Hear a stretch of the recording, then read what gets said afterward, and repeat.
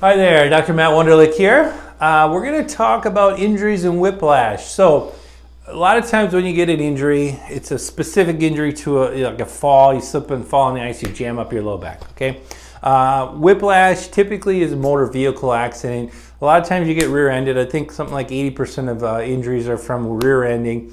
And you have two main injuries. Basically, your low back has a shearing force, and then your neck, you get that whiplash motion, hyperflexion, hyperextension. So it causes kind of a weird S curve in your neck. So what we want to do with that, it's really important. Your body goes through a three-step process for healing. There's acute phase. When you first do something, you're going to have inflammation and swelling, okay? And then the repair phase, and that's about a 90-day period where your body does most of the healing. That's the most important part. When I treat anybody, it's usually for a 90-day program through that repair phase to try to get things strengthened up and healed as best we can, try to get the collagen and the scar tissue reformed properly so it's still got function and mobility, okay? And then the last phase, remodeling, that can take a while. It can take a year, sometimes 2 years for things to fully heal.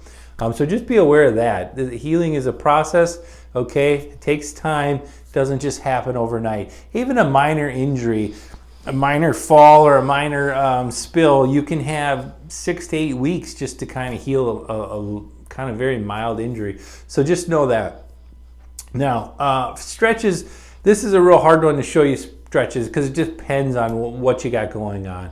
So I'm going to refer you to the neck and the low back stretches because typically neck and low back are what are injured.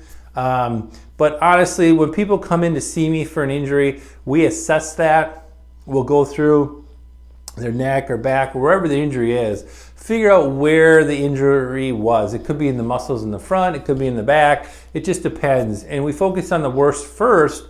It will have you stretch that out. So it's very customizable. I have a program, it's wonderful. It covers hundreds of different stretches, all the different muscle groups, different areas. So I can be really specific. It's hard to be specific if I don't know your injury or what's going on.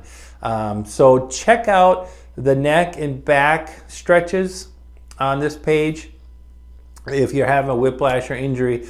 But more importantly, really, if you have a specific injury and you know you need help with, give me a call or book an appointment online and we'll get you in and we'll look at that. And we'll assess what's going on and figure out what muscle group is really the worst or the most injured, and we'll help you do specific stretches and rehab for that to strengthen that up.